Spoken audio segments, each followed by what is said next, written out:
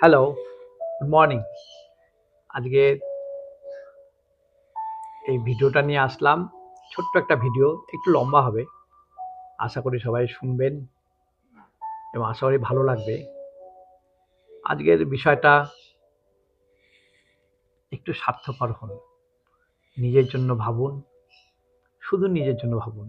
এটা আমি ওদেরকে উদ্দেশ্য করে বলছি, যারা সংসারের বড় ছেলে বা বড় মেয়ে, যারা নিজের বাবা-মা যেটুকু সহায় সম্বল যেটুকু কষ্ট করে একটা সংসার করেছে কিংবা বাড়িতে ফ্যামিলি মেম্বার বড়, যাদের বাড়িতে হয়তো কুয়োর পাড়টা বাড়ির বাইরে, বাড়িতে ঘরে বসার জায়গা একটা নেই, ঘরে কেউ আসলে হয়তো বিছানায় বসতে দিতে হয়, কিংবা বাড়িতে ফ্রিজ নেই, রানিং ওয়াটার নেই, কিংবা বাড়ি থেকে বাইরে রাস্তায় ঘরের বাইরে যেতে গেলে বর্ষাকালে পুরো জলে ডুবে যায়।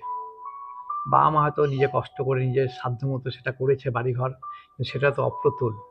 সেই বাড়ির, সেই ফ্যামিলির যারা বড় ছেলে বড় মেয়ে হয়, যারা কাজ করে কিংবা ব্যবসা করে কিংবা চাকরি করে সেই টাকায় একটা স্বপ্ন দেখে যে এই বাড়ির একটু ভালো পরিবেশ তৈরি করবে, তিল করে জমিয়ে বাবা মা ভাই বোনকে একটু ভালো রাখবে।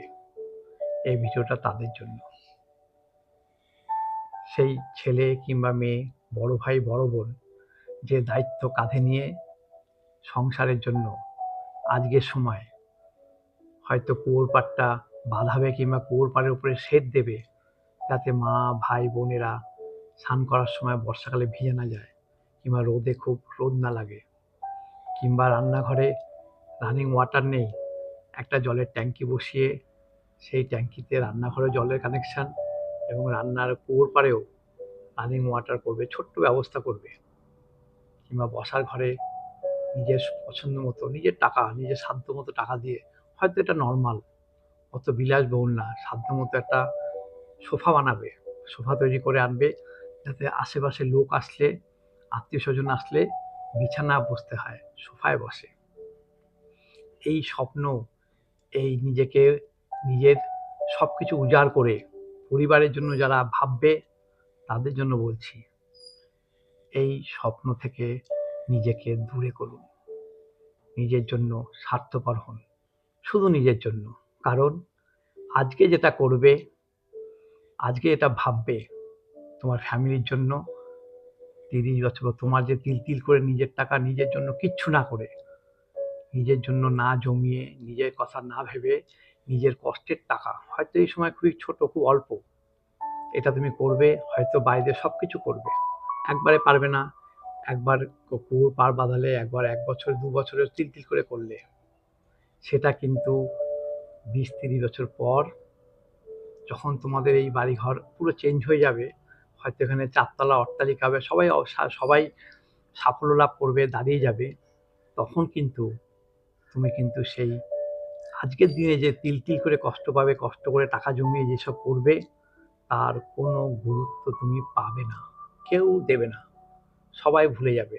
উল্টে মুখের সামনে বলে দেবে যে কি করেছো, একটা ওই ট্যাঙ্কি বসানোর কত টাকা, হয়তো 30 বছর পর সবার কাছে প্রচুর টাকা থাকবে, কিন্তু আজকের দিনে তুমি যে স্যাক্রিফাইস করে তুমি যে টাকা জমাবে, তুমি যেগুলো করবে, এটার কোনো মূল্য তারা দেবে না, তারা ফুৎকারে সেগুলো উড়িয়ে দেবে, আর তখন তোমার কষ্টের সীমা থাকবে না।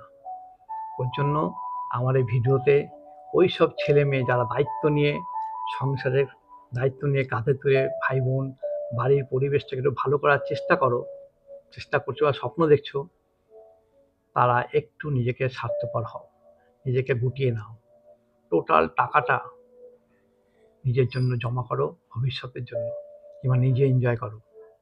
তোমার এই কষ্ট, তোমার এই স্যাক্রিফাইস তারা কোনো দাম দেবে না, এটাই বলার।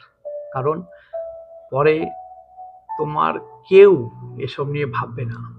আর এখন এই টাকাটা যে জমাবে, সেটা 30 বছর পর 20 বছর পর শুধুই তোমার, তোমার স্ত্রী কিংবা তোমার স্বামী, তোমার সন্তান যারাই থাকবে, তাদের জন্য এই টাকাটা জমালে অনেক ভালোভাবে তোমরা থাকতে পারবে, এর জন্য আফসোস থাকবে না, এটাই বলার।